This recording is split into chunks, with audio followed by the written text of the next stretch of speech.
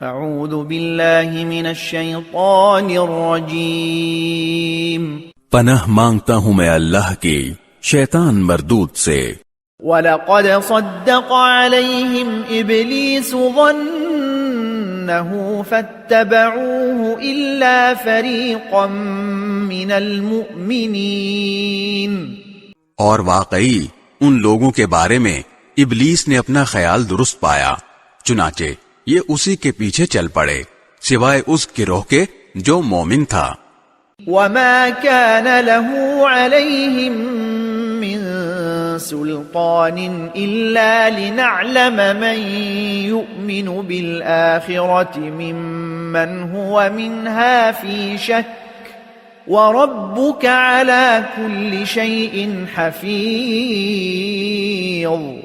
اور ابلیس کو ان پر کوئی تسلط نہیں تھا، البتہ ہم نے اس کو بہکانے کی صلاحیت اس لیے دی تھی کہ ہم یہ دیکھنا چاہتے تھے کہ کون ہے جو آخرت پر ایمان لاتا ہے اور کون ہے جو اس کے بارے میں شک میں پڑا ہوا ہے، اور تمہارا پروردگار ہر چیز پر نگراں ہے۔